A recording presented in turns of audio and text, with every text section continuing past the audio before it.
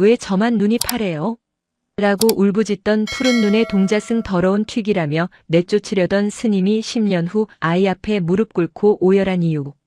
태백 산맥줄기 해발 1000m의 고지대에 자리한 백운산은 이름 그대로 구름 속에 갇혀 있었다. 섣달그음의 밤바람은 살을 애는 듯 날카로웠고 사찰 처마 끝에 매달린 풍경조차 추위에 얼어붙어 소리를 잃은 밤이었다. 일주문을 지나 천왕문 앞 눈이 무릎까지 쌓인 그곳에 이질적인 무언가가 놓여 있었다. 새벽 예불을 위해 가장 먼저 비를 들고 나온 것은 무광이었다. 칠순을 넘긴 그의 허리는 굽어 있었지만 눈을 쓸어내는 빗질 소리만큼은 정갈하고 규칙적이었다. 슥슥. 눈길을 트던 빗자루가 멈칫했다. 하얀 눈 위에 놓인 것은 낡은 가죽 가방이었다. 흔히 절 앞에 버려지는 강보나 솜니불이 아니었다. 거친 짐승 가죽 냄새가 배어있는 투박한 여행용 가방. 무광은 빗자루를 내려놓고 떨리는 손으로 가방의 덮개를 열었다. 그 안에는 핏덩이 같은 아이가 잠들어 있었다. 아니, 잠들었다기보다는 얼어 죽어가고 있었다. 아이를 감싼 천은 승복이나 비단이 아닌 양털을 거칠게 짠 낯선 직물이었다. 무광이 아이의 얼굴을 확인하려 호롱불을 가까이 댄 순간 아이가 눈을 떴다. 무광은 저도 모르게 뒷걸음질 쳤다. 평생 수행해 온 승려조차 순간적으로 흠칫하게 만드는 눈빛이었다. 검지도 갈색이지도 않았다. 그것은 새벽녘 동해의 깊은 바다 같은 혹은 칼날처럼 서늘한 벽안이었다. 검은 머리카락 사이로 빛나는 푸른 눈동자는 이 산중 사찰과는 전혀 어울리지 않는 기이한 색채였다. 아기의 가슴팍에는 꼬깃꼬깃 구겨진 한지가 꽂혀 있었다. 낯선 필체, 먹물이 아닌 잉크로 꾹꾹 눌러 쓴 글씨였다. 제 죄를 이곳에 내려놓습니다. 부디 이 아이의 눈을 보지 말고 숨을 보아주소서. 죄라. 무광은 탄식했다. 산문 앞에 아이를 버리는 것 자체가 죄이거늘 이 필체에는 절박함을 넘어선 공포가 서려 있었다. 무광은 주변을 둘러보았다. 발자국은 없었다. 밤새 내린 폭설이 아이를 데려다 놓은 이의 흔적을 완벽하게 지워버린 후였다. 아이의 입술은 보라색으로 질려 있었고 울음소리조차 내지 못했다.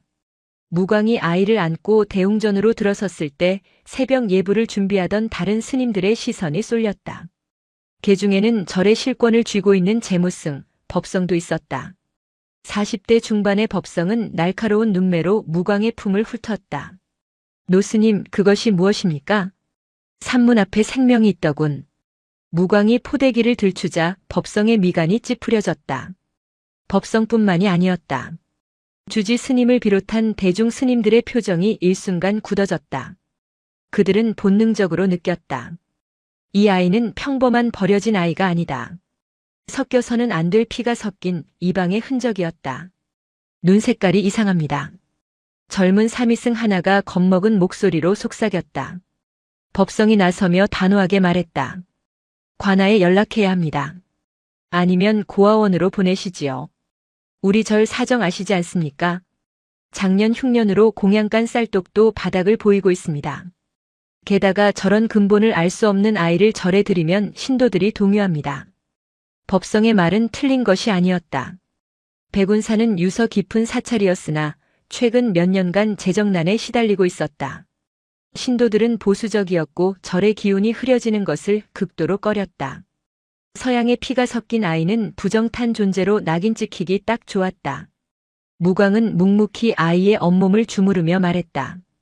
부처님 법의 색이 어디 있으며 피의 귀천이 어디 있는가. 내 밥을 덜어 먹일 테니 걱정 말게. 노스님, 이건 밥그릇 문제가 아닙니다. 절의 위신 문제입니다. 저 눈을 보십시오. 귀신 씌었다고 소문이라도 나면 그나마 오던 보살님들 발길도 끊깁니다. 법성의 목소리가 높아졌다. 그는 무광을 존경했지만 절의 운영에 있어서는 냉철했다. 노스님의 자비심이 현실을 망치는 것을 수차례 봐왔기 때문이다. 그때였다. 무광의 거친 손길에 체온이 돌아온 것인지 아이가 처음으로 울음을 터뜨렸다. 으앙. 그 소리는 웅장한 대웅전의 석가래를 울리고 청동 불상의 귀에 닿았다. 울음소리에는 국경이 없었다.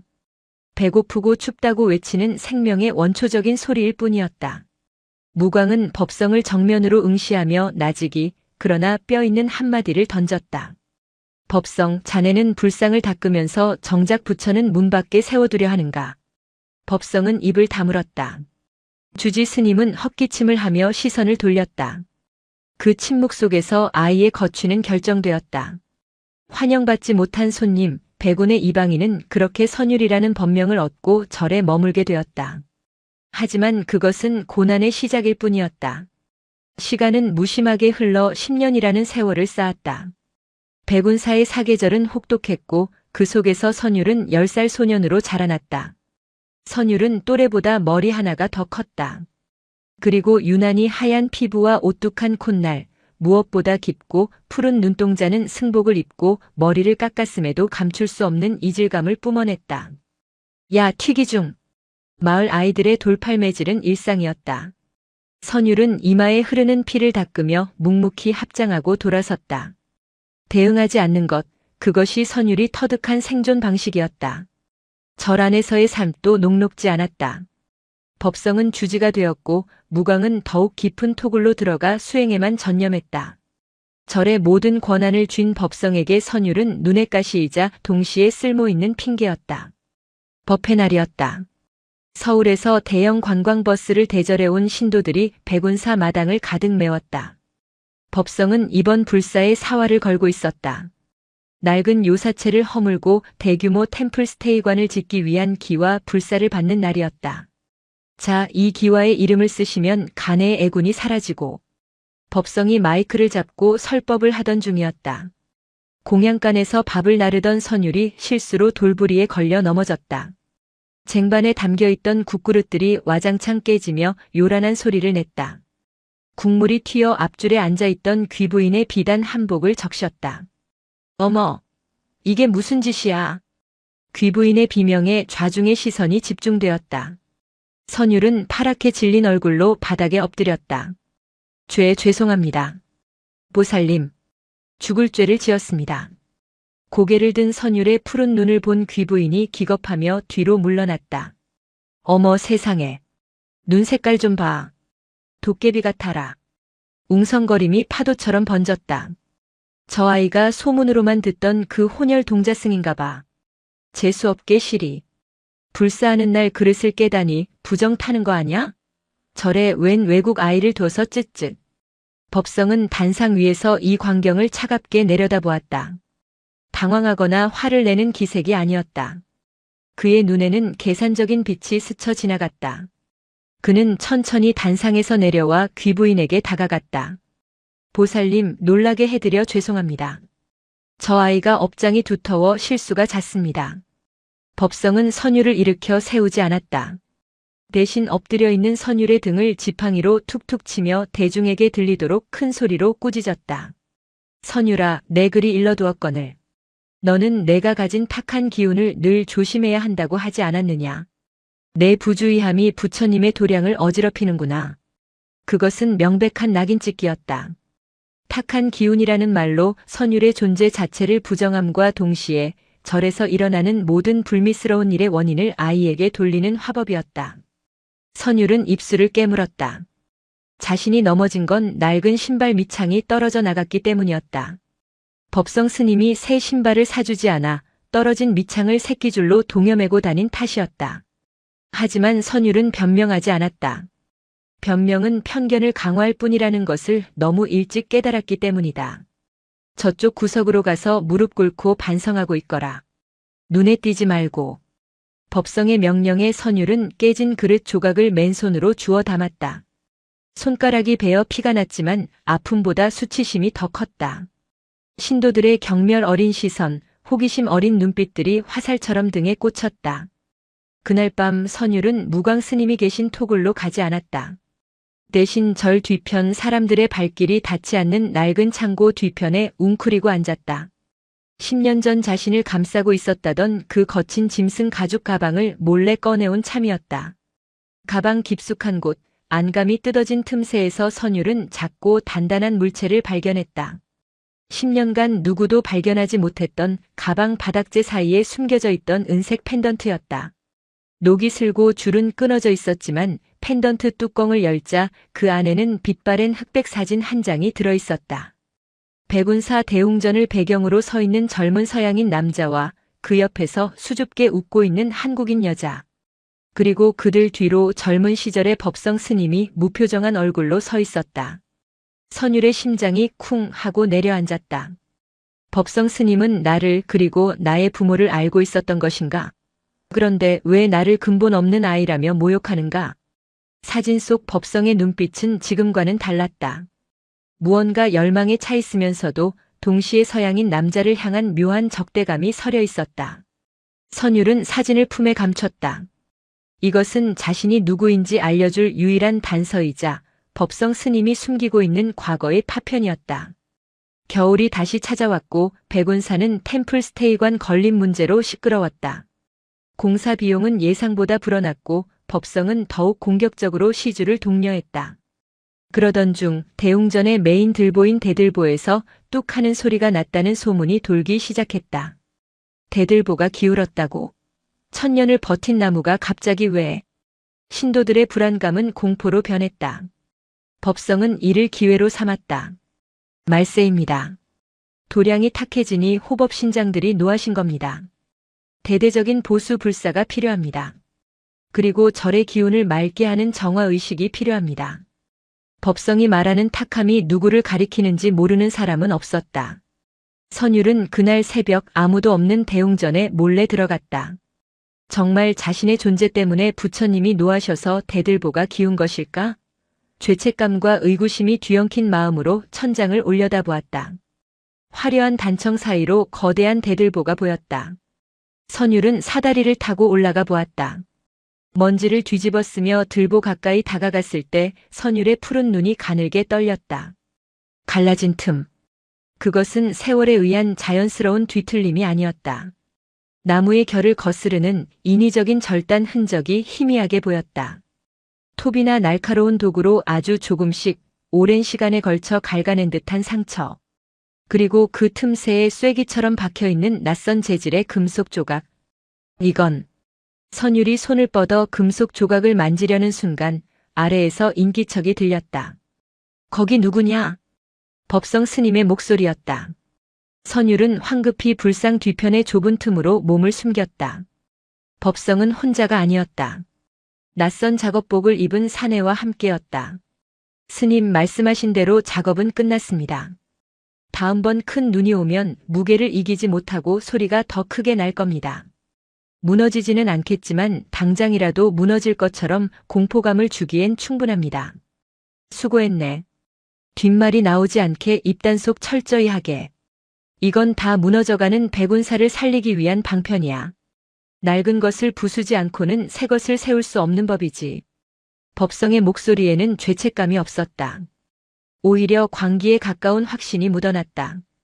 그는 신도들의 공포심을 자극해 거액의 불사금을 모으고 그 명분으로 대웅전을 해체한 뒤 자신의 입맛대로 절을 개조하려는 계획이었다. 그리고 그 재앙의 원인으로 선율을 제물 삼으려 했던 것이다. 작업복을 입은 사내가 물었다.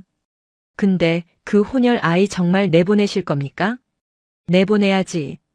그 아이가 있으면 큰돈을 내는 보수적인 신도들이 불편해해. 이번 대들보 사건의 책임을 그 아이의 부정한 기운 탓으로 돌리면 자연스럽게 내칠 명분이 생기지. 어둠 속에서 선율은 입을 틀어막았다. 눈물이 핑 돌았지만 소리를 낼 수는 없었다. 자신이 받아온 차별과 멸시는 단순한 편견 때문이 아니었다. 그것은 철저하게 계산된 정치적 도구였다. 법성은 선율의 고통을 땔감 삼아 자신의 야망을 불태우고 있었던 것이다. 두 사람이 나간 후 선율은 다리가 풀려 바닥에 주저앉았다. 품속에 넣어둔 사진이 뜨겁게 느껴졌다. 사진 속 젊은 법성은 이방인을 노려보고 있었다. 과거에도 이랬던 건가? 선율은 직감했다. 부모님이 겪었을 비극과 지금 자신이 겪고 있는 고통이 하나의 선으로 연결되어 있다는 것을. 그리고 지금 저를 위태롭게 만드는 진짜 탁한 기운은 자신의 푸른 눈이 아니라 법성의 검은 욕망이라는 것을. 선율은 대웅전을 빠져나와 눈보라가 몰아치는 토굴로 향했다. 이제는 물어봐야 했다. 침묵을 지키고 있는 유일한 어른 무광 스님에게. 스님, 저는 알아야겠습니다. 제 부모님이 누구인지, 그리고 법성 스님이 왜 저를 그토록 미워하는지. 톡을 문을 열자 좌선하고 있던 무광이 천천히 눈을 떴다. 그의 눈빛은 이미 선율이 올 것을 알고 있었다는 듯 고요했다. 하지만 선율의 손에 들린 펜던트를 본 순간 무광의 눈동자가 지진이라도 난 듯 흔들렸다. 그걸 어디서 찾았느냐? 제 가방 깊은 곳에요. 스님은 아시죠? 이 사진 속의 서양인이 제 아버지입니까? 그리고 뒤에 서 있는 법성 스님은 왜 저런 표정을 짓고 있나요? 무광은 긴 한숨을 내쉬었다. 그 한숨 속에 묻어두었던 20년 전의 비극이 하얀 입김이 되어 흩어졌다. 앉거라. 긴 이야기가 될 게다. 내가 가진 그 푸른 눈이 사실은 죄가 아니라 우리가 갚지 못한 빚이라는 것을. 톡을 아는 고요했다. 타닥하며 화로의 숯이 터지는 소리만이 정적을 깼다. 무광 스님은 선율이 내민 흑백 사진을 손끝으로 가만히 쓸어내렸다. 그의 주름진 손이 사진 속 서양 사내의 얼굴 위에서 멈췄다. 이 사내의 이름은 루카스였다. 서양의 건축학자였지. 우리 절의 목조 건축 양식을 연구하러 왔던 이방인이었다. 25년 전 백운사는 지금보다 훨씬 개방적인 곳이었다. 루카스는 단순한 구경꾼이 아니었다. 그는 백운사의 대웅전이 못 하나 쓰지 않고 나무와 나무를 맞물려 지탱하는 결구스님 방식에 매료되어 있었다. 그는 낮에는 대목장을 따라다니며 일을 배웠고 밤에는 설계도를 그렸다. 그럼 옆에 계신 분은요? 연화보살이다. 단청을 칠하던 화공이었지. 두 사람은 말이 통하지 않아도 마음이 통했다. 루카스는 나무의 결을 읽었고 연화는 그 위에 색을 입혔으니 둘은 마치 기둥과 석가래처럼 자연스럽게 어우러졌지. 무광의 눈빛이 회한으로 흐려졌다. 문제는 사람이 아니라 시기심이었다. 당시 법성은 젊고 야망 있는 승려였다. 그는 자신이 차기 주지가 되어 백운사를 한국 불교의 중심으로 만들겠다는 원대한 꿈을 꾸고 있었다. 그런 법성에게 이방인 루카스는 눈엣 가시였다. 법성은 루카스를 싫어했다. 단지 외국인이라서가 아니었어. 루카스가 법성의 오만을 건드렸기 때문이다. 사건은 대웅전 보수 공사 논의 중에 터졌다. 법성은 화려하고 웅장하게 증축하기를 원했지만 루카스는 서툰 한국어로 반대했다. 이 집안은 약합니다. 더 높게 올리면 무너집니다. 원래의 균형을 지켜야 합니다. 이방인이 감히 천년 고찰의 미래를 논한다는 것에 법성은 격분했다. 법성은 신도들을 선동했다. 루카스가 절의 기밀을 훔쳐 도망치려 한다고 서양 귀신이 붙어 절의 맥을 끊는다고 소문을 냈지. 연화가 그를 감싸자 추잡한 소문까지 덧붙여졌다. 결국 신도들의 등살에 못 이겨 두 사람은 한겨울, 지금처럼 눈이 쏟아지던 밤에 쫓겨났다. 그들이 떠난 뒤 법성은 승승장구했고 루카스의 경고는 잊혔다. 그 후로 소식이 끊겼는데 10년 전 그날 밤 내가 산문 앞에 놓여 있었던 게다. 아마도 그들은 끝내 정착하지 못하고 떠돌았겠지. 선율은 사진을 꽉 쥐었다. 사진 속 아버지의 눈은 자신을 닮아 푸르렀고 어머니의 미소는 슬펐다. 그들은 저를 해치려던 것이 아니라 지키려다 쫓겨난 것이었다.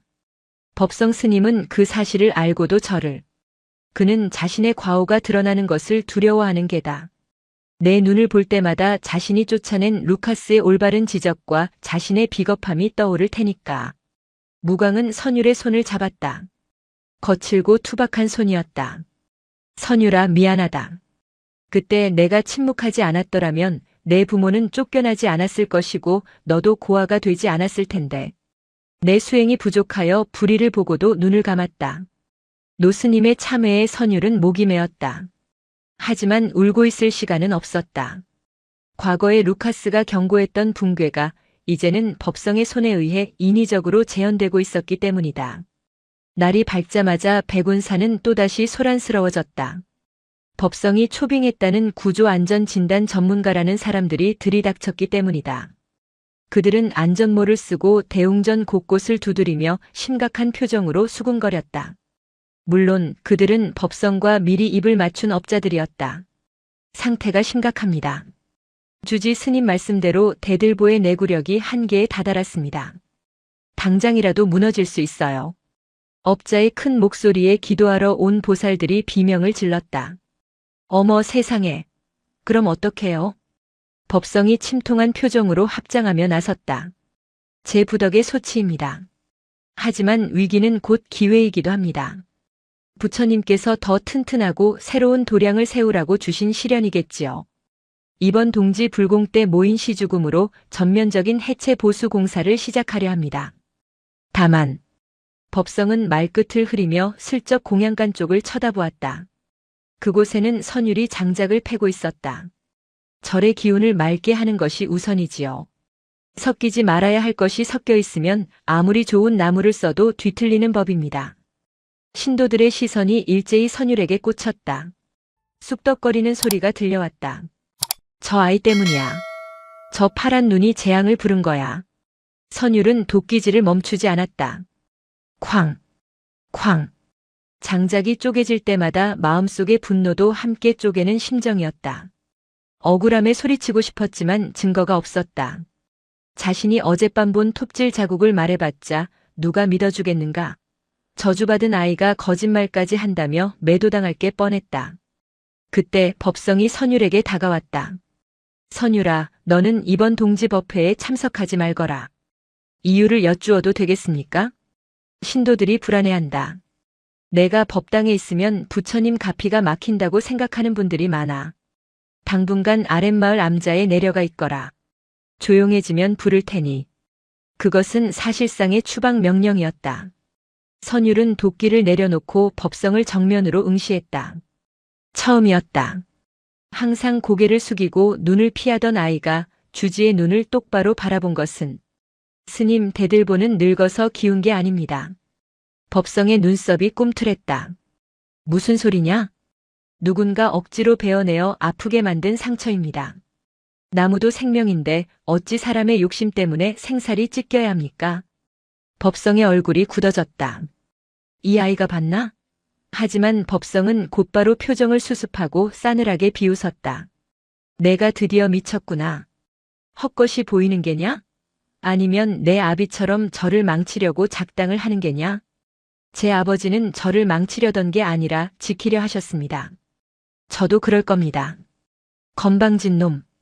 법성이 손을 들어 올리려던 찰나 주변의 신도들이 보고 있다는 것을 깨닫고 멈췄다. 그는 낮게 으르렁거렸다. 내일 동지법회가 끝나면 짐을 싸라. 이건 명령이다. 법성은 돌아섰다. 그의 등 뒤로 선율은 주먹을 꽉 쥐었다. 내일 동지법회. 1년 중 밤이 가장 긴 날. 법성은 그날 신도들이 가장 많이 모였을 때 대들보의 위태로움을 극적으로 연출해 공포심을 극대화할 계획이었다. 그리고 그 모든 원인을 선율에게 돌려 쫓아낼 작정이었다. 선율은 결심했다.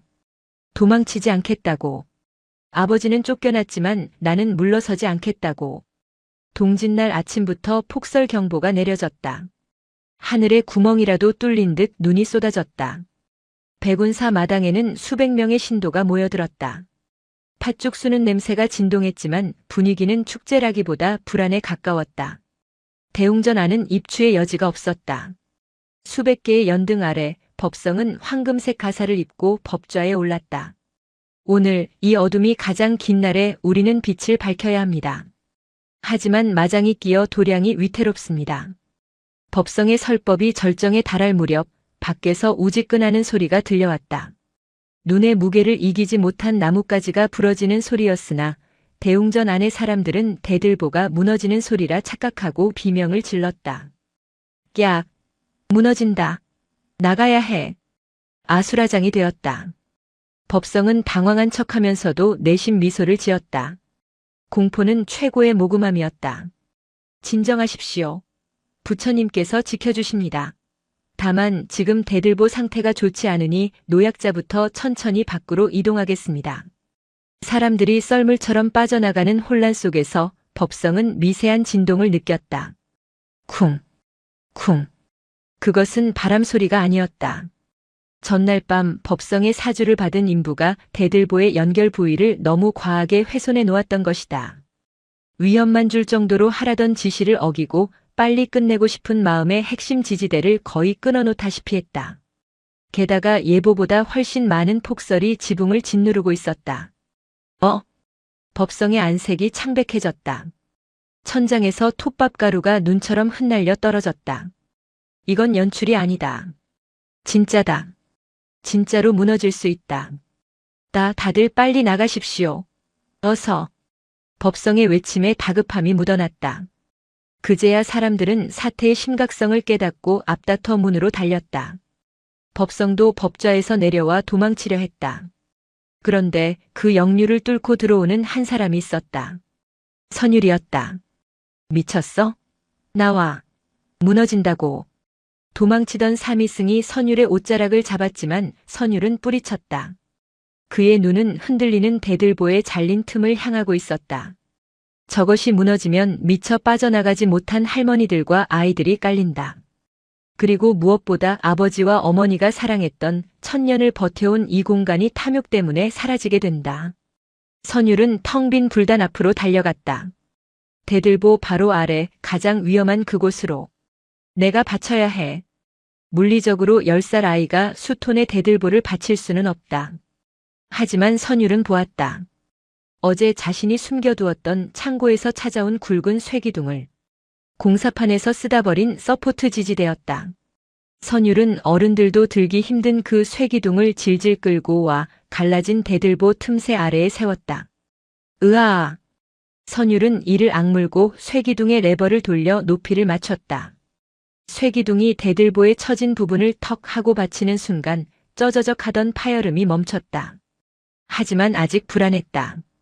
쇠기둥 하나로는 역부족이었다. 선율은 쇠기둥을 끌어안았다. 자신의 몸으로라도 틈을 메우겠다는 듯이. 그때 도망치려던 법성이 뒤를 돌아보았다. 텅 빈 대웅전 무너져가는 천장 아래 홀로 서 있는 푸른 눈의 아이. 그 모습은 기이할 정도로 성스러웠고 동시에 끔찍할 정도로 처절했다. 저놈이. 법성은 발이 떨어지지 않았다. 자신이 망가뜨린 저를 자신이 내치려던 아이가 목숨 걸고 지키고 있었다. 스님, 어서 피하세요. 선율이 법성을 보며 외쳤다. 그 눈빛에는 원망이 없었다. 그저 살리려는 절박함 뿐이었다. 빨리요. 제가 버티고 있을게요. 우지끈. 다시 한번 굉음이 울리며 천장의 흙더미가 선율의 머리 위로 쏟아졌다. 선율의 작은 어깨가 휘청였다. 선율아. 그 순간 법성의 입에서 자신도 모르게 비명이 터져나왔다. 그것은 계산된 정치적 발언이 아니었다. 인간으로서의 본능적인 외침이었다. 법성은 달리고 있었다. 도망치기 위해서가 아니었다. 평생 그가 걸어온 길 주지가 되기 위해 밟아왔던 정치적 계산과 냉철한 이성이 머릿속에서 경보음을 울렸다. 지금 들어가면 너도 죽는다. 넌 책임자가 아니다. 이건 사고다. 하지만 그의 다리는 그 이성을 배반하고 대웅전 안으로 무너져가는 지옥의 아가리로 향하고 있었다. 비켜라. 다들 비켜. 법성은 역류하는 먼지 구름을 뚫고 불단 앞으로 뛰어들었다. 눈앞의 광경은 비현실적이었다. 거대한 대들보가 짐승의 뼈처럼 으스러지며 내려앉고 있었고 그 밑에는 고작 10살짜리 아이가 쇠기둥 하나와 자신의 작은 어깨로 그 1000톤의 무게를 버티고 있었다. 선율의 얼굴은 핏기가 사라져 창백했고 푸른 눈은 실핏줄이 터져 붉게 충혈되어 있었다. 입술을 얼마나 세게 깨물었는지 턱을 타고 붉은 선혈이 흘러내려 회색 승복을 적셨다. 스님 오지 마세요. 선율이 지식여지는 듯한 목소리로 신음했다. 그 와중에도 아이는 법성을 걱정하고 있었다. 그 순수한 이타심이 법성의 가슴을 날카로운 송곳처럼 찔렀다. 법성은 소리쳤다. 닥치거라. 내 놈이 죽으면 내 절은 누가 지킨단 말이냐. 법성은 선율의 옆으로 파고들었다. 그리고 자신의 어깨를 쇠기둥 아래 선율의 반대편에 밀어넣었다. 쾅! 엄청난 무게가 법성의 척추를 짓눌렀다. 억하는 숨소리가 절로 터져나왔다. 뼈가 비명을 지르는 듯한 고통이었다. 그는 비로소 알았다. 이 아이가 지금껏 어떤 무게를 견디고 있었는지. 그것은 단순히 나무의 무게가 아니라 어른들의 탐욕과 무책임이 만든 죄의 무게였다. 흐윽 스님. 힘 빼지 마라. 버텨라. 내가 왔다. 주지인 내가 여기 있다. 법성은 악을 썼다. 아이러니하게도 그토록 몰아내려 했던 이방인과 주지가 한 몸이 되어 부처의 집을 떠받치는 형국이 되었다. 위에서 쏟아지는 흙더미와 기와 파편이 두 사람의 머리 위로 떨어졌다. 법성의 황금색 가사는 흙투성이가 되었고 권위의 상징이었던 주장자는 바닥에 뒹굴었다. 그때였다. 밖에서 웅성거림이 들리더니 닫혔던 문이 벌컥 열렸다. 주지 스님, 선유라, 무광 스님이었다. 그리고 그 뒤로 도망쳤던 젊은 스님들과 건장한 남자 신도들이 톱과 지지대를 들고 뛰어들어왔다.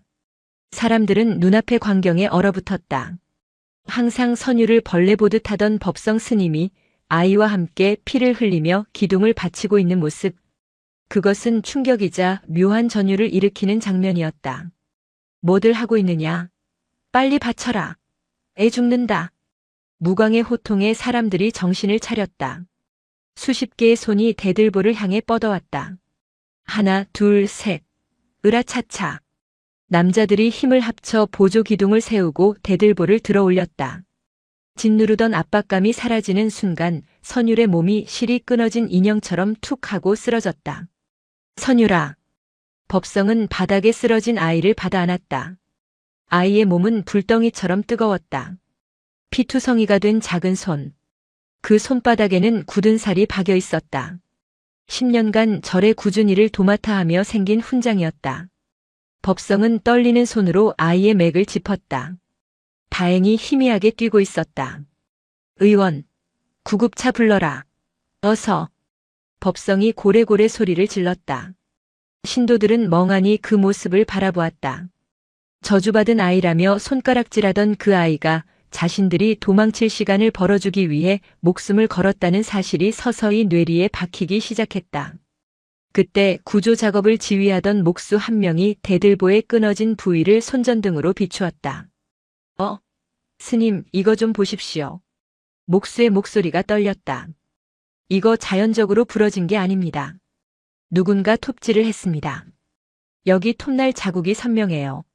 그리고 쐐기를 박아 틈을 벌린 흔적까지 있습니다. 순간 법성의 등골이 서늘해졌다. 안도감은 순식간에 공포로 바뀌었다. 모든 시선이 대들보의 상처로 쏠렸다. 명백한 인재, 아니 범죄의 흔적이었다. 무광 스님이 천천히 다가와 그 흔적을 올려다보았다. 그리고 시선을 돌려 선유를 안고 있는 법성을 응시했다. 노 스님의 눈빛은 깊고 고요했으나 그 안에는 태산 같은 꾸짖음이 담겨 있었다. 법성은 아이를 안은 채 고개를 숙였다. 선율의 뜨거운 피가 법성의 차가운 승복을 적시며 스며들었다. 지울 수 없는 얼룩처럼. 선율은 읍내 병원으로 이송되었다. 갈비뼈에 금이 가고 탈진 증세가 심했지만 생명에는 지장이 없다는 진단이 나왔다. 하지만 백운사의 분위기는 폭풍 전야처럼 무거웠다. 폭설로 인해 고립된 산사. 신도들은 하산하지 못하고 요사체에 모여 밤을 보내야 했다. 그들의 화제는 단 하나였다. 누가 대들보를 잘랐는가? 말도 안 돼. 톱질 자국이라니. 누가 부처님 머리 위에 칼질을 한단 말이야? 혹시 그 외국 꼬마가 그런 거 아냐? 저를 망치려고? 아이고 보살님 말 조심해. 아까 못 봤어? 그 애가 아니었으면 우리 다 깔려 죽었어. 자기가 톱질하고 자기가 바치고 있겠어? 앞뒤가 안 맞잖아. 여론은 갈라졌다. 하지만 분명한 것은 선유를 향한 맹목적인 비난의 화살이 꺾였다는 점이었다. 아이의 희생은 너무나도 선명한 시각적 충격이었다. 법성은 주지실에 틀어박혀 있었다. 불도 켜지 않은 방, 그는 벽에 걸린 자신의 초상화를 올려다보았다. 근엄하고 자비로워 보이는 얼굴. 하지만 거울 속에 비친 지금의 자신은 흙투성이에 피 묻은 살인자의 몰골이었다. 똑똑. 문 두드리는 소리가 들렸다. 법성은 대답하지 않았지만 문은 열렸다. 무광 스님이었다. 그의 손에는 헝겊에 쌓인 무언가가 들려 있었다. 들어오라 하지 않았습니다. 내 방이 아니니 내 마음대로 들어왔네. 무광은 법성의 맞은편에 앉아 헝겊을 풀었다. 그 안에는 대들보 틈새에서 발견된 금속 쇠기와 선율이 창고에서 찾아냈던 낡은 펜던트가 나란히 놓였다. 이 쇠기 자네가 고용한 인부의 공구함에서 본 것과 같더군. 그리고 이 펜던트 루카스의 것이지. 법성의 눈동자가 흔들렸다. 노스님, 지금 저를 의심하십니까? 의심이 아니라 확인을 하러 온 걸세. 자네는 20년 전 루카스를 쫓아냈고 오늘은 그의 아들인 선유를 쫓아내려 했네. 방법은 그때보다 더 악랄해졌어. 저를 위태롭게 만들어서 그 죄를 아이에게 뒤집어 씌우려 하다니. 저를 위한 거였습니다. 법성이 소리쳤다. 이 절은 썩어가고 있었습니다. 재정은 바닥나고 건물은 낡아빠졌고 신도들은 늙어서 하나둘 떠납니다. 현대식으로 고치고 템플스테이관을 지어서 사람들을 끌어모으지 않으면 백운사는 박물관으로 전락할 겁니다. 그런데 노스님은 수행 타령만 하시고 저 아이는 저 불길한 눈으로 사람들 기분을 잡치게 하고. 법성은 헐떡였다. 억눌러왔던 울분이 터져나왔다. 저는 주지입니다. 제 방식이 거칠었을지언정 저는 이 절을 살리려 했습니다. 대들보요. 어차피 썩어서 교체해야 했습니다. 조금 일찍 명분을 만든 게 뭐가 그리 큰 죄입니까? 무광은 슬픈 눈으로 법성을 바라보았다. 법성아, 너는 저를 살리려 했다지만 실은 내 야망을 살리려 한 게 아니냐? 내가 짓고 싶었던 건 부처의 집이 아니라 성공한 주지 법성의 업적이었을 게다. 내가 쫓아낸 루카스는 이 절의 나무 하나하나를 사랑했다. 내가 죽이려 한 선유리는 무너지는 절을 제 몸으로 바쳤다. 진정으로 저를 사랑한 게 누구냐? 건물을 올리려는 너냐, 건물을 지키려는 그들이냐? 법성은 반박하려 입을 열었지만 목소리가 나오지 않았다. 아까 대웅전에서 선율이 했던 말이 귓가에 맴돌았다. 스님, 피하세요. 제가 버틸게요. 자신을 죽이려던 사람을 살리려던 아이. 그 압도적인 선의 앞에서 법성의 논리는 모래성처럼 허물어지고 있었다. 내일 아침 경찰이 올 게다. 선택은 내 몫이다. 주지로서 마지막 위험을 지킬 것인지 아니면 끝까지 비겁한 변명 뒤에 숨을 것인지. 무광은 물건들을 남겨두고 방을 나갔다. 법성은 쐐기를 집어들었다. 차가운 금속의 감촉. 그것은 자신이 절의 심장에 박아넣은 비수였다. 다음 날 아침 눈은 그쳤으나 세상은 온통 하얗게 덮여 있었다. 병원에서 깨어난 선율은 곧장 절로 돌아가겠다고 고집을 부렸다. 아직 안정이 필요해. 간호사의 만류에도 선율은 링거 바늘을 뽑았다. 가야 해요. 법성 스님이 걱정하실 거예요. 선율을 태운 트럭이 백운사 마당에 도착했을 때 기이한 풍경이 펼쳐지고 있었다. 대웅전 앞마당에 모든 신도와 스님들이 모여 있었다. 그리고 그 맨 앞에 법성 스님이 가사 장삼을 벗고 하얀 승복 차림으로 무릎을 꿇고 있었다.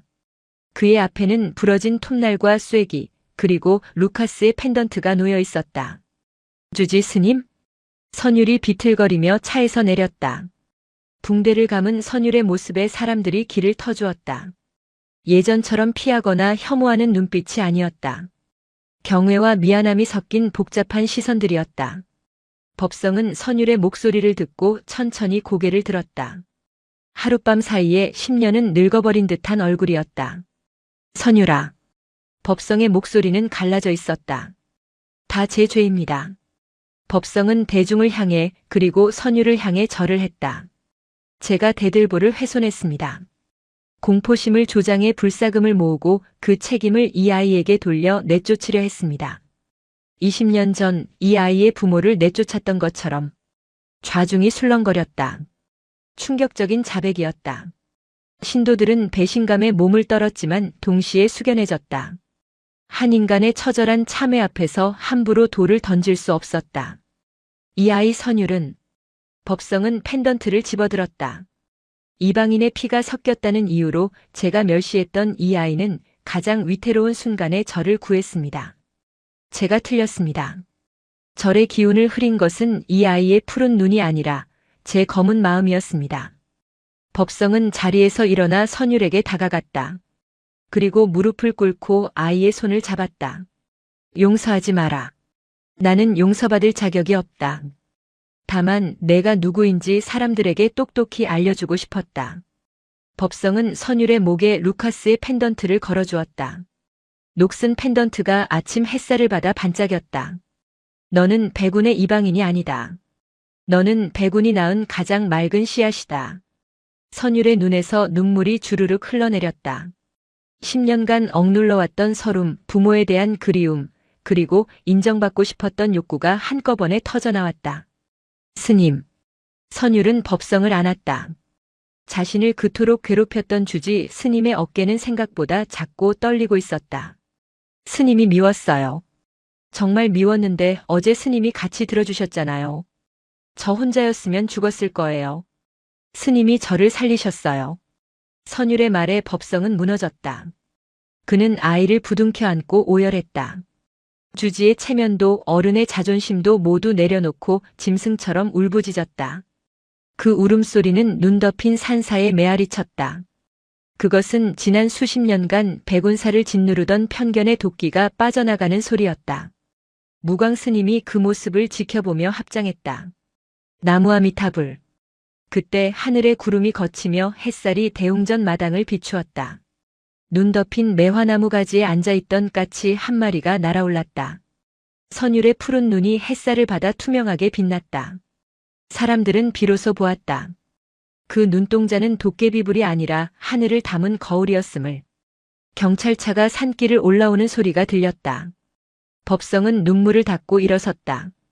그의 얼굴은 주지일 때보다 더 평온해 보였다. 죗값을 치르고 오마. 그때까지 무광 스님을 모시고 저를 잘 지키거라. 법성은 스스로 수갑을 내밀었다. 경찰차에 타기 전 그는 마지막으로 대웅전을 뒤돌아보았다. 기울어진 대들보는 임시 기둥의 의지에 위태롭게 서 있었지만 무너지지는 않았다. 썩은 부위를 도려내고 새살이 돋아날 준비를 마친 환자처럼 보였다. 차는 떠났고 선율은 오래도록 그 뒷모습을 바라보았다. 법성이 떠나고 겨울이 지나갔다. 백운사에는 많은 변화가 있었다. 주지 스님의 구속과 대들보 사건은 뉴스에 보도되었고 세상의 질타를 받았다. 하지만 역설적으로 그 사건 덕분에 선율의 이야기가 알려지며 전국에서 후원의 손길이 이어졌다. 여기가 그 파란 눈 스님이 있는 절인가요? 사람들은 이제 호기심이 아닌 존경심을 가지고 선율을 찾았다. 하지만 선율은 유명세에 들뜨지 않았다. 그는 여전히 마당을 쓸고 장작을 패고 예불을 올렸다. 달라진 점이 있다면 이제는 아무도 그를 튀기라고 부르지 않는다는 것이었다. 봄이 오자 무광 스님과 선율은 대웅전 보수 공사를 시작했다. 이번에는 화려한 증축이 아니었다. 루카스가 남긴 설계도 창고 구석에서 찾아낸 그 낡은 도면을 바탕으로 한 복원이었다. 아버지는 알고 계셨군요. 이 절이 어떻게 숨을 쉬어야 하는지. 선율은 도면을 펼치며 말했다. 도면 귀퉁이에는 서툰 한글로 이렇게 적혀 있었다.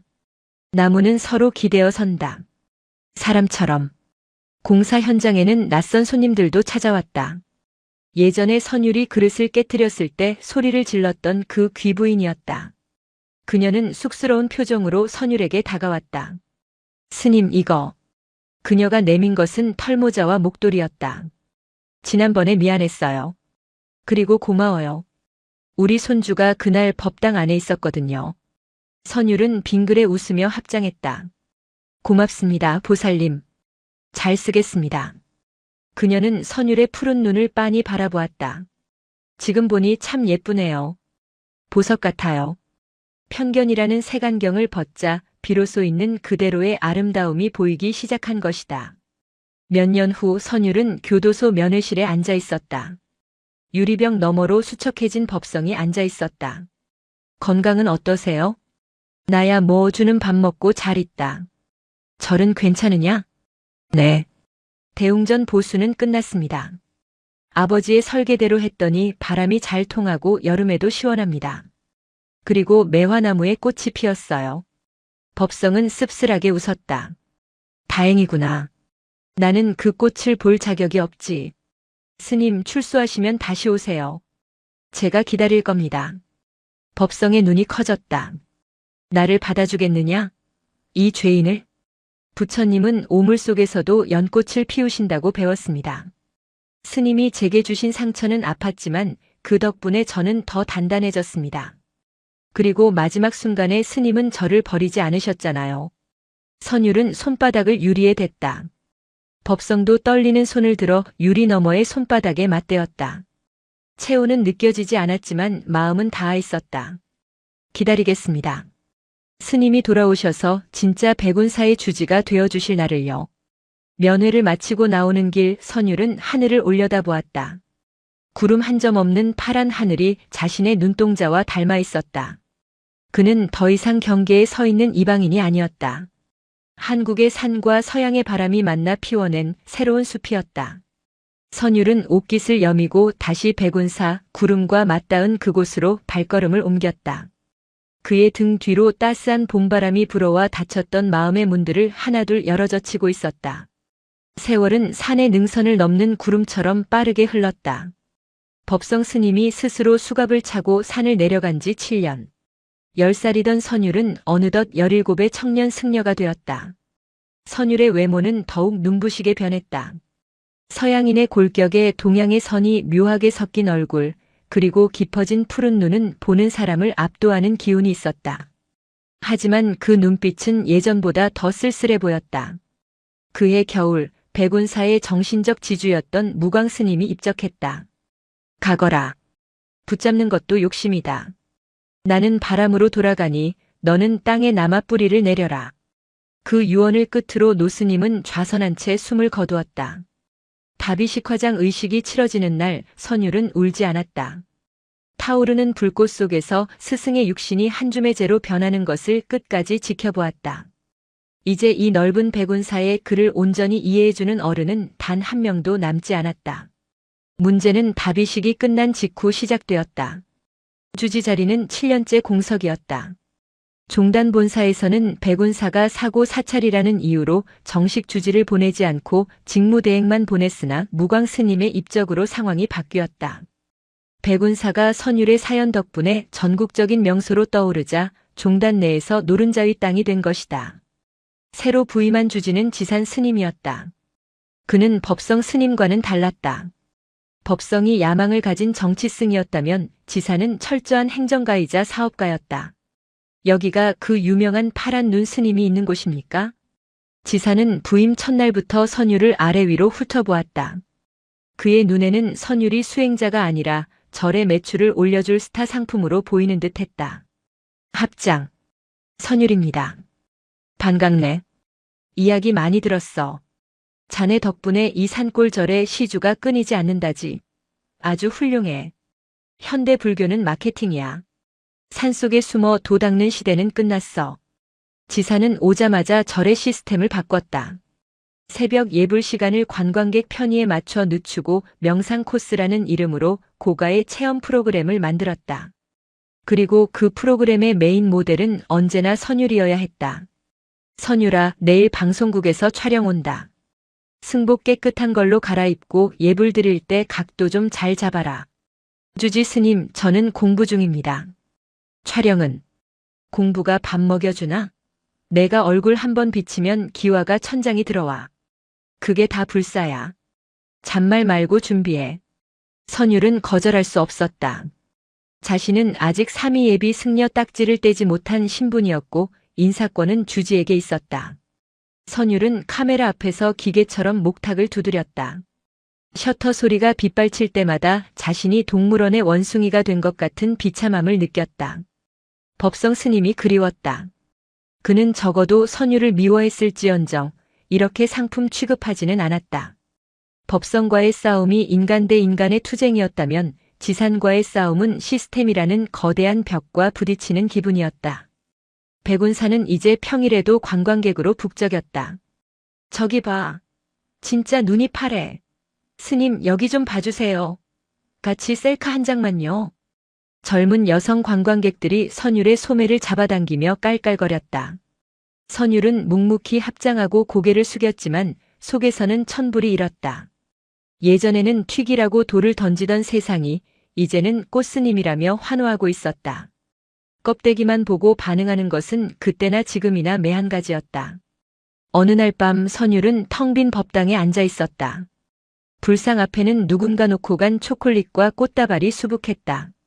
부처님께 바치는 공약물이 아니라 아이돌에게 주는 선물 같았다. 이게 제가 가야 할 길입니까? 선율은 부처님께 물었지만 금동불은 말이 없었다. 그때 인기척이 들렸다. 지산 스님이 아니었다. 낯선 양복을 입은 중년 남자가 법당 문에 서 있었다. 그는 관광객이라기엔 너무나 날카로운 눈빛을 하고 있었다. 내가 선율이냐? 누구십니까? 관람 시간은 끝났습니다. 남자는 구두를 신은 채 법당 안으로 들어오려 했다. 선율이 제지하려 하자 남자는 명함 한 장을 내밀었다. 법무법인 태산 변호사 강준혁. 나는 내 아버지 루카스 밀러 씨의 유족 의뢰를 받고 왔다. 선율의 심장이 쿵 내려앉았다. 아버지. 17년 동안 사진으로만 보았던 그 이름. 유족이라니요? 루카스 씨는 한국에서 추방당한 뒤 본국인 독일로 돌아가던 중 병사했다. 하지만 그에게는 막대한 유산을 남겨줄 가문이 있었지. 밀러 가문은 지난 10년 넘게 사라진 손자를 찾고 있었다. 변호사는 서류 가방에서 두툼한 봉투를 꺼냈다. 친자 확인은 이미 내가 병원에 입원했을 때 남긴 혈액 샘플로 마쳤다. 너는 독일 유수의 건축 재벌 밀러 가문의 유일한 상속자다. 현실감이 없었다. 산골 절의 동자승이 재벌 상속자라니. 그래서요? 저보고 뭘 하라는 겁니까? 여기를 떠나자. 독일로 가서 내 몫을 챙겨. 이 낡은 절구석에서 구경거리로 사는 것보다 낫지 않나? 할머니가 널 애타게 기다리신다. 변호사의 말은 달콤한 유혹이었다. 지산 스님의 횡포, 관광객들의 무례한 시선, 좁아터진 토굴의 살. 이 모든 것에서 벗어날 수 있는 기회였다. 생각해 보겠습니다. 길게 끌지 마라. 할머니 건강이 좋지 않아. 일주일 뒤에 다시 오겠다. 변호사가 떠난 뒤 선율은 한참 동안 명함을 내려다보았다. 자신이 누구인지 혼란스러웠다. 나는 백운사의 승려인가 아니면 밀러 가문의 상속자 루카스 2세인가. 그날 밤 선율은 꿈을 꾸었다.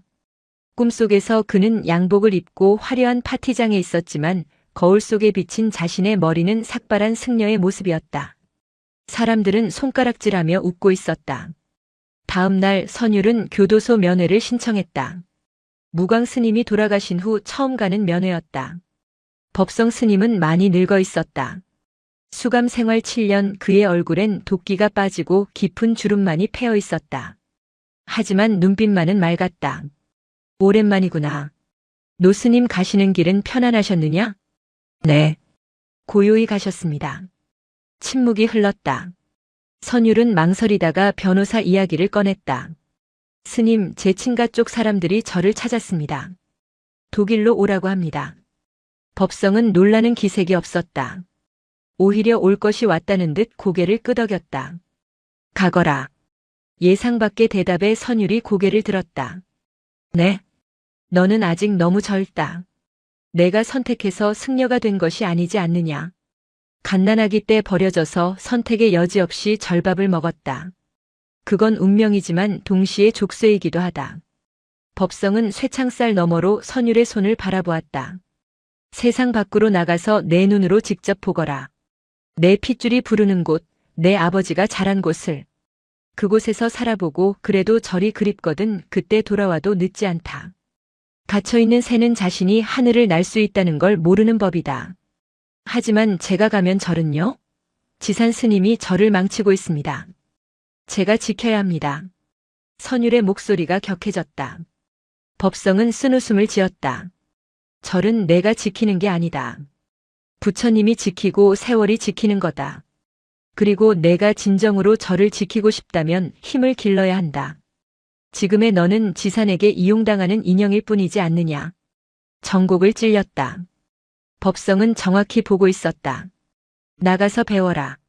내 아버지가 건축학자였다고 했지? 그 재능이 너에게도 있을 게다. 세상을 배우고 사람을 배우고 힘을 길러라. 그리고 내 발로 다시 걸어 들어올 때 그때 너는 진정한 백운사의 주인이 될 것이다.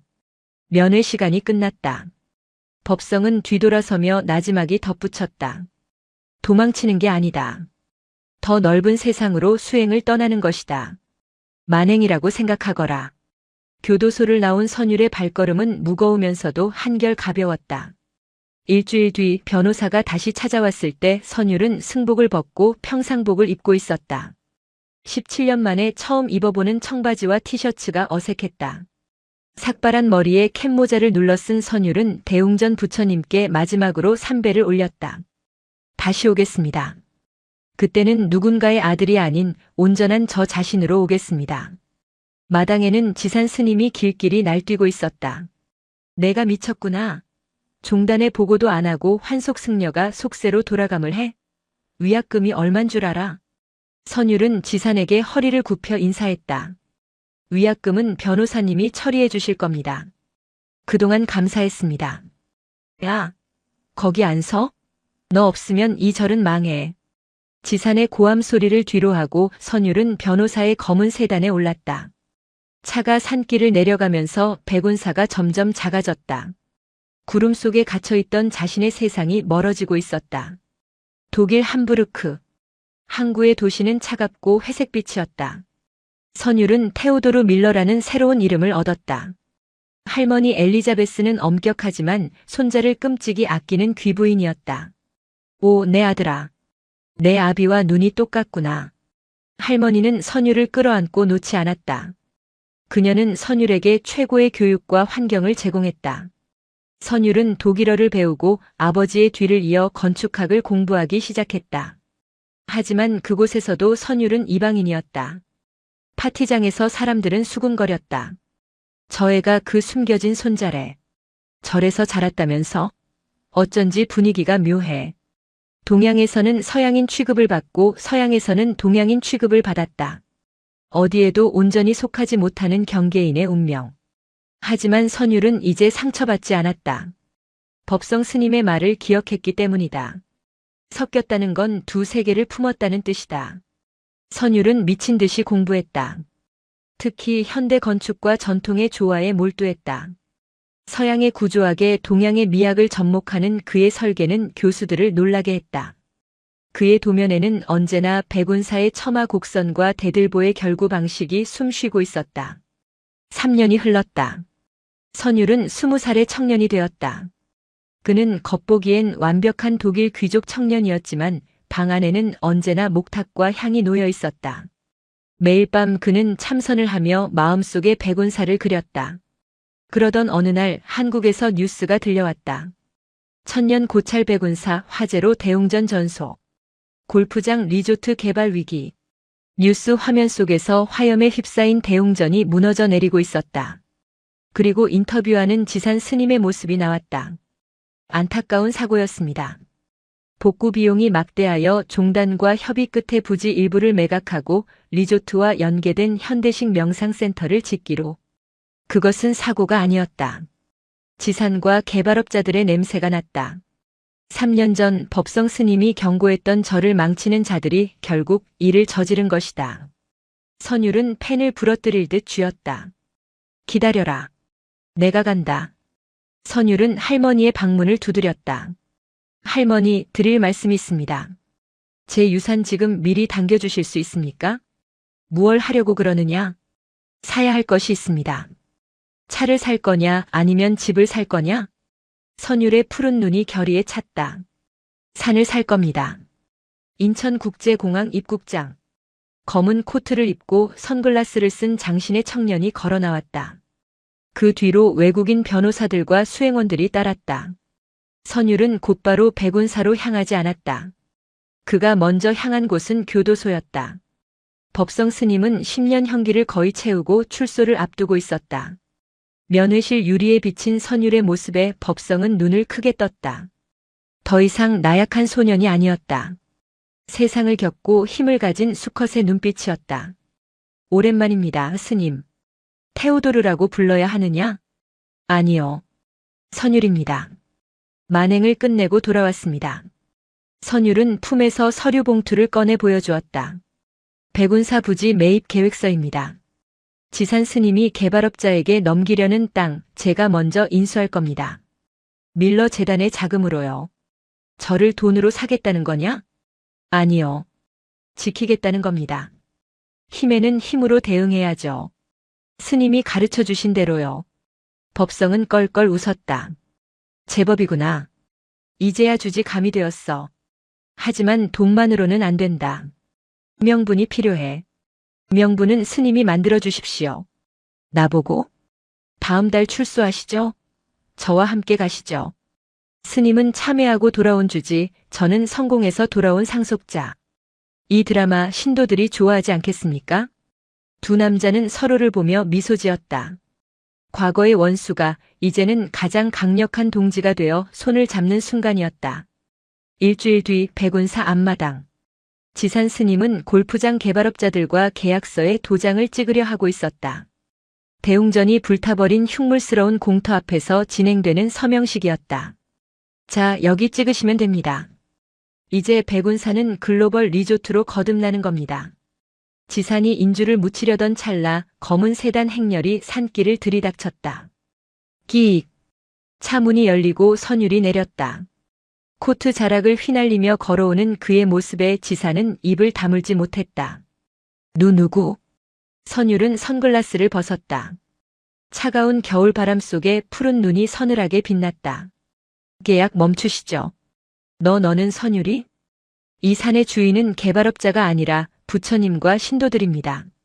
그리고 제가 이 땅의 채권자입니다. 선율이 변호사에게 눈짓하자 변호사가 서류를 내밀었다. 지산이 몰래 끌어다 쓴 사채 빚 그리고 개발 이면 계약서들이 낱낱이 파악되어 있었다. 법적으로 이 계약은 무효입니다. 그리고 주지 스님 횡령 혐의로 고발장이 접수될 겁니다. 지산의 얼굴이 사색이 되었다. 이 건방진 놈이 외국 물 좀 먹더니 눈에 뵈는 게 없어? 지산이 깡패들을 시켜 선율을 위협하려 했다. 덩치 큰 사내들이 선율을 에워쌌다. 애송이가 어디서 행패야? 묻어버리기 전에 꺼져. 그때 선율의 뒤에 서 있던 차 문이 열리며 낡은 승복을 입은 노인이 내렸다.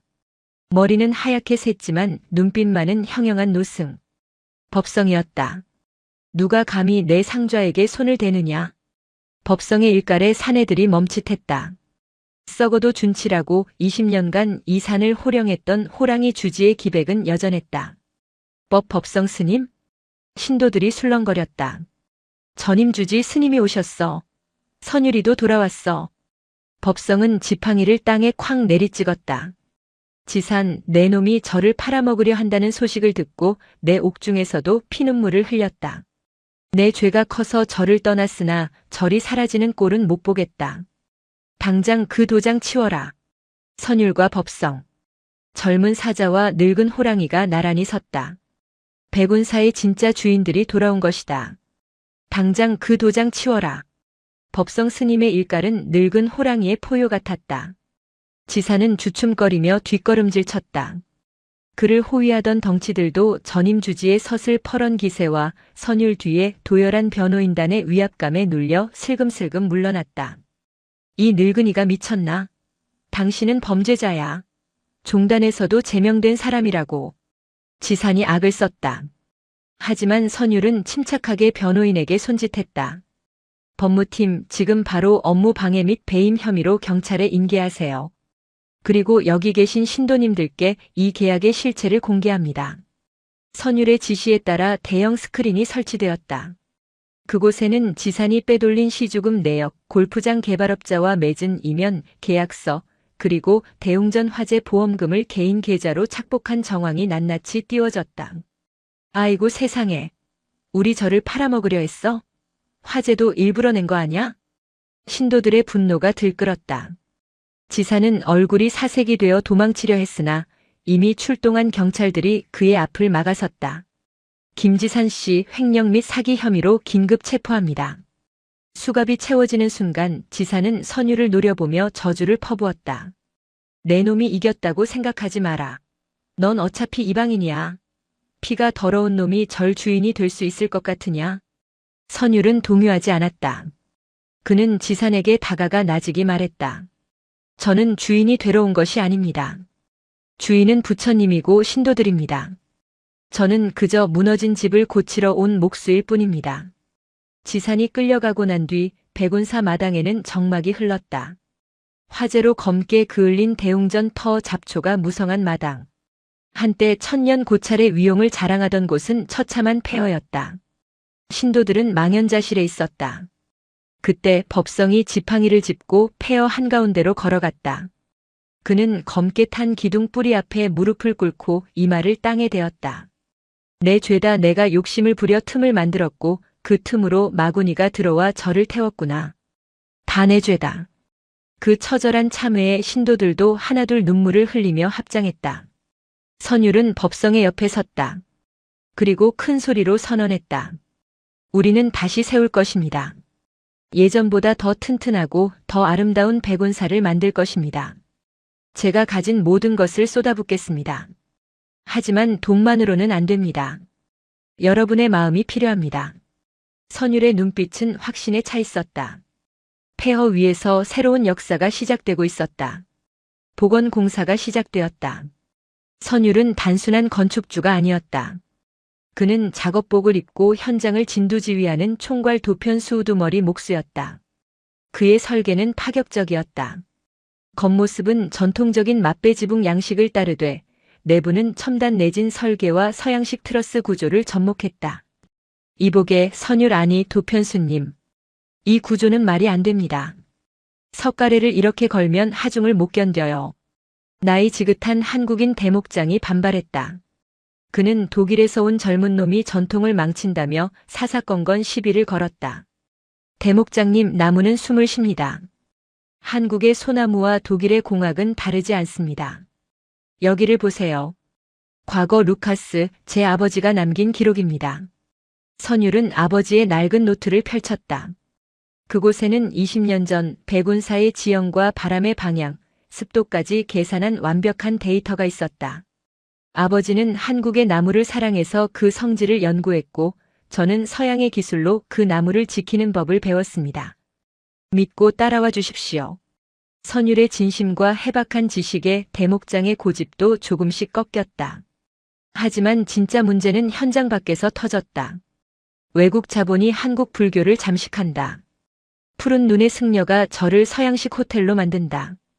지산의 잔당들이 퍼뜨린 악의적인 소문이 인터넷을 타고 퍼졌다. 보수적인 불교단체들이 공사 중단을 요구하며 시위를 벌였다. 공사 차량이 막히고 인부들이 동요했다. 선율은 묵묵히 견뎠지만 공기가 늦어지는 것은 막을 수 없었다.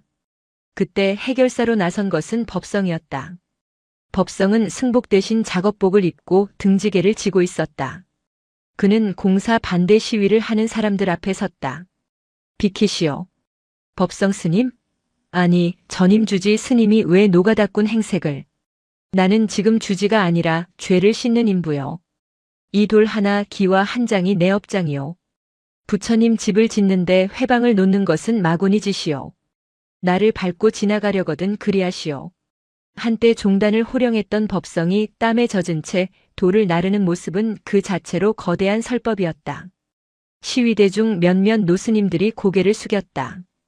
법성 스님이 저러시는데 우리가 너무했구먼. 길이 열렸다. 법성은 묵묵히 돌을 날랐다. 선율은 멀리서 그 모습을 지켜보았다. 아버지를 내쫓았던 사람이 이제는 아버지의 설계대로 지어지는 절을 위해 돌을 나르고 있었다. 그것은 가장 완벽한 화해였다. 어느 날 저녁 선율은 법성에게 물었다. 힘들지 않으십니까? 연세도 있으신데. 법성은 땀을 닦으며 웃었다. 힘들지. 허리가 끊어질 것 같다. 하지만 마음은 편하구나. 내가 망가뜨린 것을 내 손으로 다시 세운다는 게 이렇게 기쁜 일인 줄 몰랐다.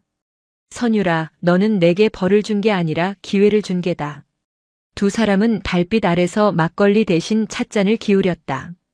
20년의 세월과 원한이 찻잔 속에 녹아들었다. 공사는 막바지에 이르렀다. 가장 중요한 상량식 마룻대를 올리는 의식날이 잡혔다.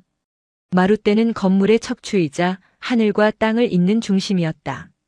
선율은 마룻대에 새길 문구를 고민했다. 보통은 용자와 구자를 써서 화재를 막고 복을 비는 문구를 넣는다. 하지만 선율은 붓을 들고 한참을 망설였다. 상량식 당일. 하늘이 심상치 않았다. 먹구름이 몰려오더니 10년 전 그날처럼 거센 비바람이 몰아치기 시작했다. 태풍이 북상 중이랍니다. 지금 올리면 위험합니다. 인부들이 소리쳤다. 하지만 크레인은 이미 마룻대를 들어올린 상태였다. 이대로 멈추면 공중에 매달린 거대한 목재가 흉기가 되어 건물을 칠 수도 있었다. 그대로 진행합니다. 제가 올라가겠습니다. 선율이 안전모를 쓰고 비계 위로 뛰어 올라갔다. 안 된다. 위험해. 법성이 말렸지만 선율은 듣지 않았다. 빗줄기가 얼굴을 때렸다. 선율은 흔들리는 비계 위에서 중심을 잡았다. 바람이 그를 밀어내려 했다. 마치 10년 전 기울어지는 대들보 아래 섰던 그때처럼. 이번에는 버티는 게 아니다. 있는 것이다. 선율은 서양식 철물 접합부와 한국식 목재 이음새가 만나는 지점을 정확히 조준했다. 내려. 조금 더. 크레인 기사에게 수신호를 보냈다. 쾅. 천둥 소리와 함께 마룻대가 제자리에 꽂혔다. 선율은 재빨리 볼트를 조이고 쐐기를 박았다. 그 순간 돌풍이 불어 선율의 몸이 휘청했다. 발이 미끄러졌다. 선율아. 아래에서 비명이 터졌다. 선율이 허공으로 떨어지려는 찰나 누군가의 투박한 손이 그의 손목을 낚아챘다. 법성이었다. 칠순의 노인이 언제 올라왔는지 비계 기둥을 다리로 감고 선율을 붙잡고 있었다. 놓지 마라.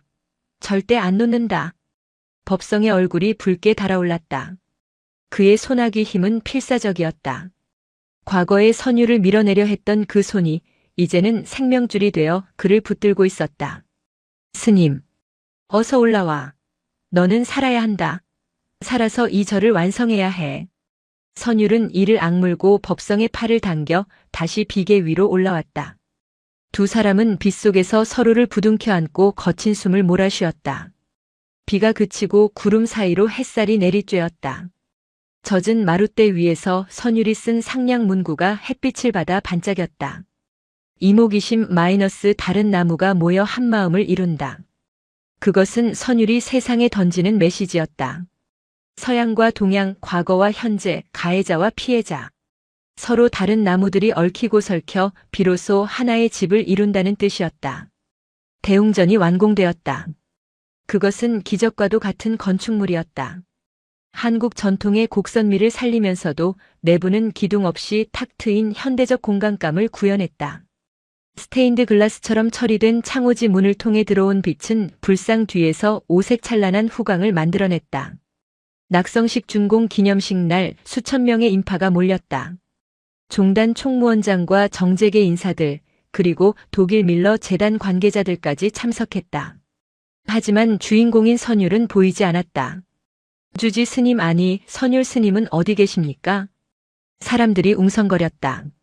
법성은 빙그레 웃으며 대웅전 옆 매화나무 아래를 가리켰다. 선율은 승복 대신 간편한 개량 한복 차림으로 빗자루를 들고 마당을 쓸고 있었다.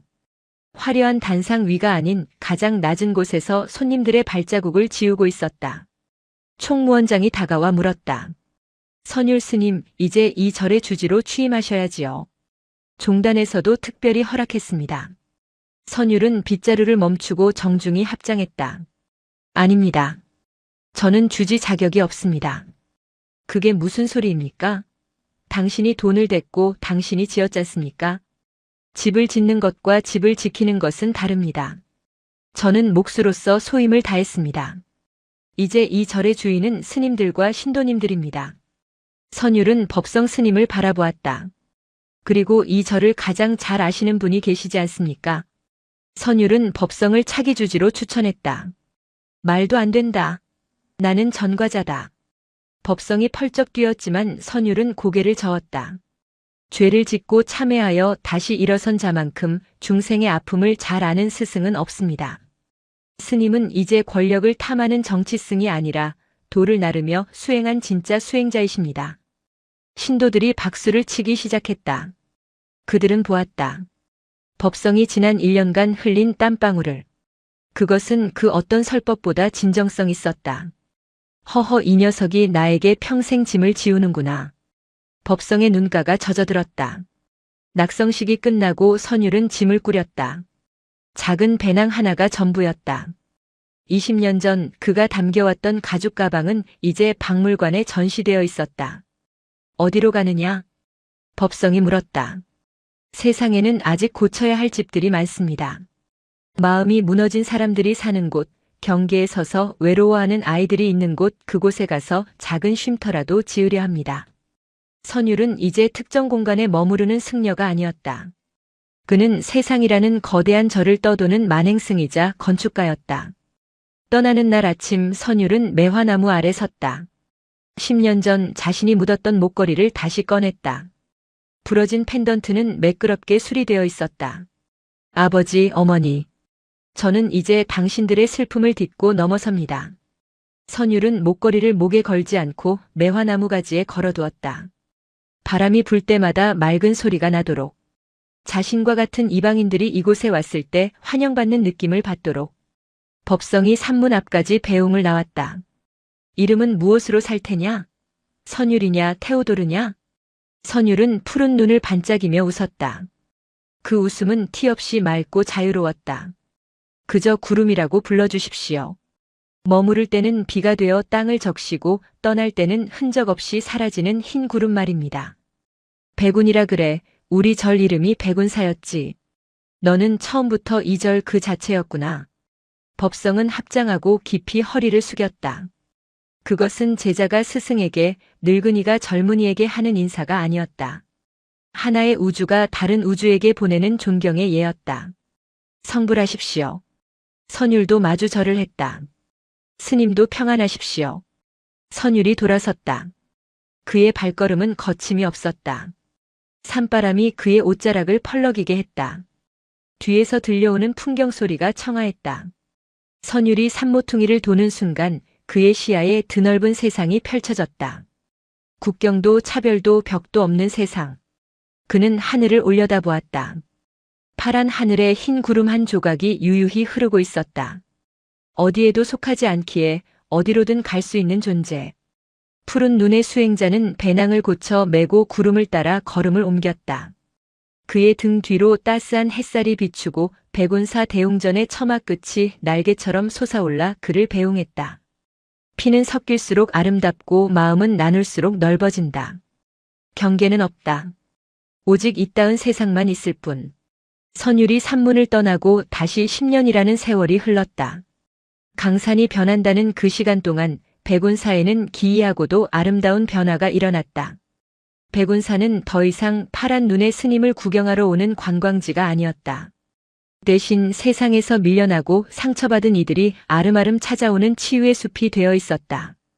대웅전 뒤편 선율이 심어놓고 간 매화나무 숲은 이목림이라 불렸다. 서로 다른 나무들이 엉켜 자라는 숲이라는 뜻이었다. 그곳에는 한국의 소나무와 서양의 자작나무가 뿌리를 섰고 이름 모를 들꽃들이 외래종 장미와 어우러져 피어났다. 정원사들이 잡초를 뽑아야 한다고 했을 때 주지가 된 법성 스님은 고개를 저었다. 그냥 두어라. 잡초가 아니다. 아직 이름을 모르는 풀일 뿐이다. 이곳 백운사 땅에서는 어떤 생명도 이방인이 되어서는 안 된다. 법성 스님은 이제 여든을 바라보는 노승이 되었다. 허리는 굽었고 걸음은 느려졌지만 그의 얼굴에서 예전의 도끼나 야망은 찾아볼 수 없었다. 대신 그 자리에 깊은 주름만큼이나 넉넉한 자비가 고여 있었다. 어느 날 학교 폭력으로 마음의 병을 얻은 중학생 아이가 부모의 손에 이끌려 절을 찾았다. 아이는 머리를 노랗게 염색하고 귀에는 피어싱을 한 채 세상을 향해 적개심을 드러내고 있었다. 스님, 이 녀석 좀 사람 만들어 주십시오. 도무지 말을 안 듣습니다. 부모는 아이를 다그쳤지만 아이는 입을 꾹 다문 채 바닥만 노려보았다. 법성은 아이의 부모를 내보내고 단둘이 마주 앉았다. 훈계를 할 것이라 생각했던 아이의 예상과 달리 법성은 찻잔을 내밀며 뜬금없는 질문을 던졌다. 얘야, 너는 이 찻잔이 못생겼다고 생각하느냐? 아이는 찌그러진 찻잔을 흘끔 보았다. 네. 울퉁불퉁하고 색깔도 칙칙한데요. 그래, 그렇지? 도공이 실수로 만든 컵이란다. 그런데 이 녀석이 차 맛은 가장 좋게 낸다. 매끈한 컵은 뜨거워서 쥐기 힘들지만 이 녀석은 울퉁불퉁해서 손에 착 감기거든. 법성은 아이의 손에 따뜻한 찻잔을 쥐어주었다. 세상 사람들은 매끈한 것만 찾지. 조금만 튀거나 달라도 불량품이라고 손가락질해. 나도 젊은 시절엔 그랬단다. 아주 귀한 보석을 돌멩이라고 내다버렸지. 법성은 대웅전의 이모기심 현판을 가리켰다. 저 현판을 쓴 사람이 누군지 아느냐? 눈이 파란색이고 머리가 노란 스님이었다. 사람들은 그를 괴물이라 불렀지만 그는 무너지는 저를 제 어깨로 받쳤지. 너의 그 노란 머리와 뚫은 귀도 누군가에게는 흉이겠지만 내 눈에는 그저 내가 세상과 부딪히며 생긴 옹이처럼 보이는구나. 아이는 처음으로 고개를 들어 늙은 스님의 눈을 바라보았다. 스님도 후회하세요? 매일 한다. 하지만 후회는 늦은 게 아니야. 깨달음의 시작이지. 너는 틀린 게 아니라 아직 내 자리를 찾지 못한 귀한 나무일 뿐이다. 아이는 찻잔을 쥔 채 소리 없이 눈물을 뚝뚝 흘렸다. 법성은 말없이 아이의 등을 쓰다듬었다. 그 투박한 손길은 20년 전 자신이 선율에게 해주지 못했던 그 위로를 세상의 모든 선율들에게 뒤늦게 건네는 속죄였다. 백운사는 그런 곳이 되었다. 틀린 것이 아니라 다른 것임을 배우고 상처가 흉터가 아닌 무늬임을 깨닫는 곳. 선율은 떠났지만 그가 남긴 정신은 법성을 통해 완성되어 가고 있었다. 겨울이 다시 찾아왔다. 유난히 눈이 많이 내리던 해였다. 법성의 기력이 눈에 띄게 쇠약해졌다. 곡기를 끊고 물만 마신 지 사흘째 되던 날 법성은 상자들을 불렀다. 내 갈 때가 된 모양이다. 스님, 무슨 말씀을 그리 하십니까? 병원에 가시지요. 아니다. 낡은 옷을 벗는데 병원이 무슨 소용이냐? 나는 이곳 백운사에서 내 죄가 서려 있고 내 참회가 묻어 있는 이 방에서 가고 싶다. 법성은 벽에 걸린 낡은 흑백 사진을 바라보았다. 루카스와 연화 그리고 젊은 날에 자신이 찍혀 있는 그 사진이었다. 한 가지 미련이 있다면 그 녀석을 다시 한번 보고 싶은 것인데 욕심이겠지. 선율은 지난 10년 동안 한 번도 백운사를 찾지 않았다. 다만 풍문으로 소식이 들려올 뿐이었다. 아프리카의 내전 지역에서 무너진 학교를 다시 지어주고 있다는 소식, 인도의 빈민가에서 집 없는 아이들을 위한 쉼터를 짓고 있다는 소식. 그는 전 세계를 떠돌며 집을 짓고 있었다. 물리적인 집뿐만 아니라 마음 둘 곳 없는 사람들에게 마음의 집을 지어주는 수행을 하고 있었다. 잘 살고 있구나. 그럼 되었다. 법성은 눈을 감았다. 의식이 가물가물해질 무렵 밖에서 급한 발자국 소리가 들렸다. 큰 스님, 편지가 왔습니다. 국제 우편입니다. 상좌가 헐레벌떡 들어와 누런 봉투를 내밀었다. 발신인은 없었지만 봉투에 찍힌 소인은 히말라야의 작은 마을이었다. 법성은 떨리는 손으로 봉투를 뜯었다. 그 안에는 한 장의 사진과 짧은 글이 들어있었다. 사진 속에는 만년설이 뒤덮인 히말라야 산맥을 배경으로 덥수룩하게 수염을 기른 중년의 선율이 웃고 있었다. 승복 대신 작업복을 입고 있었지만 그 푸른 눈만은 여전히 맑게 빛나고 있었다. 그리고 그가 짓고 있는 작은 돌집의 상량문에 한글로 또렷하게 적혀 있었다. 백운의 뜰. 법성은 글을 읽어 내려갔다. 스님, 이곳은 하늘과 가장 가까운 곳입니다. 저는 이곳에서 아이들을 위한 학교를 짓고 있습니다. 돌을 나를 때마다 스님의 등지개를 생각합니다. 스님이 흘린 땀이 저의 뼈가 되었고 스님이 주신 상처가 저의 살을 단단하게 했습니다. 스님은 제게 죄인이 아닙니다. 저를 세상 밖으로 내보내어 더 큰 집을 짓게 하신 저의 가장 아픈 스승이자 화두였습니다. 저곳 백운사에는 눈이 왔겠지요? 매화나무는 잘 있는지요? 이곳의 바람이 그곳까지 닿기를 바랍니다. 바람은 경계가 없으니까요. 먼 곳에서 당신의 상좌 선율 올림. 법성의 눈에서 주르륵 눈물이 흘러내려 베개를 적셨다. 화두라, 나를 스승이라 부르는구나. 이 못난 놈을. 법성은 사진을 가슴에 품었다. 평생을 짓눌러왔던 마음의 짐이 눈 녹듯이 사라졌다. 그는 비로소 완전한 해원을 이루었다. 문 좀 열어다오. 눈 구경이나 좀 하자. 상좌들이 방문을 활짝 열었다. 하얀 눈발이 춤을 추며 방 안으로 들어왔다. 법성은 그 눈발 속에서 20년 전 산문 앞에 버려졌던 푸른 눈의 아기를 보았다. 그리고 그 아기가 자라 무너지는 대들보를 바치던 모습을 보았다. 그리고 이제는 히말라야의 바람이 되어 자신을 마중 나온 거대한 영혼을 보았다. 그래 석기니 참으로 곱구나. 법성은 마지막 숨을 길게 내쉬며 미소 지었다. 그의 고개는 평온하게 떨어졌다. 백운사의 늙은 호랑이가 마침내 긴 잠에 든 순간 처마 끝의 풍경이 댕그랑하고 울렸다. 바람이 불어온 것이었다. 법성 스님의 답이식은 조촐하게 치러졌다. 유언에 따라 굳이 선율에게 부고를 알리지 않았다. 수행을 방해하지 말라는 뜻이었다. 하지만 답이식이 끝나고 유고를 수습하여 부도탑에 안치하던 날 새벽 기적 같은 일이 일어났다. 아무도 없는 새벽녘 산문이 열리고 한 사내가 걸어 들어왔다. 낡은 등산화에 빛바랜 배낭을 맨 중년의 남자. 선율이었다. 그는 바람처럼 나타나 법성의 부도탑 앞에 섰다. 울지 않았다. 그저 오랫동안 탑을 쓰다듬었다. 늦었습니다, 스님. 선율은 배낭에서 작은 주머니를 꺼냈다. 히말라야에서 가져온 하얀 돌멩이 하나였다. 그는 그 돌을 법성의 부도탑 위에 조심스레 올려놓았다. 이 돌은 세상에서 가장 높은 곳에 있던 돌입니다. 스님이 계신 곳이 이제 그곳보다 더 높고 편안하시기를 바랍니다. 선율은 합장하고 3배를 올렸다. 1배 당신이 주신 생명에 감사하며 2배 당신이 주신 시련에 감사하며 3배 마침내 우리를 하나로 묶어준 인연에 감사하며 선율이 고개를 들었을 때 대웅전 지붕 위로 아침 해가 떠오르고 있었다. 황금빛 햇살이 눈 덮인 사찰을 비추자 세상은 온통 눈부신 빛으로 가득 찼다. 그 빛 속에서는 경계가 없었다. 기와도 나무도 사람도 그리고 흙과 눈도 모두 같은 빛깔로 빛나고 있었다. 선율은 매화나무 아래로 걸어갔다. 20년 전 자신이 걸어두었던 펜던트는 여전히 그 자리에 있었지만 나무줄기가 자라면서 펜던트를 감싸 안아 마치 나무의 일부가 된 것처럼 보였다. 이물질이 박힌 자리가 썩지 않고 오히려 나무의 살이 되어 단단한 옹이가 된 모습. 우리는 이미 묻혀 있었군요. 서로의 가슴 속에. 선율은 빙그레 웃었다. 그의 푸른 눈동자 속에 백운사의 풍경이 고스란히 담겼다. 그때 아침 공양을 준비하던 어린 동자승이 마당을 지나가다 선율을 발견했다. 낯선 차림의 외국인 아저씨였지만 어쩐지 낯설지가 않았다. 누구세요? 동자승이 물었다.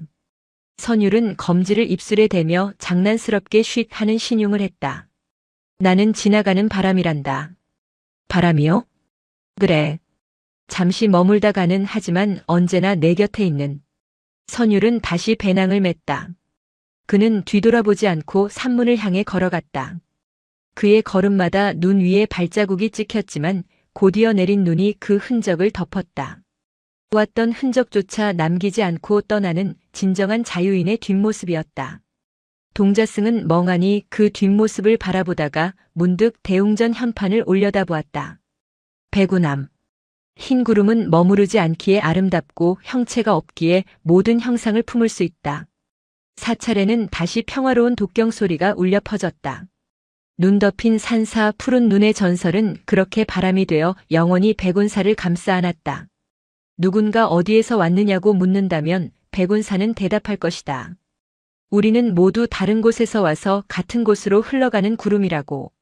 그리고 그 구름 속에서 피는 물보다 진하고 사랑은 피보다 진하다는 것을.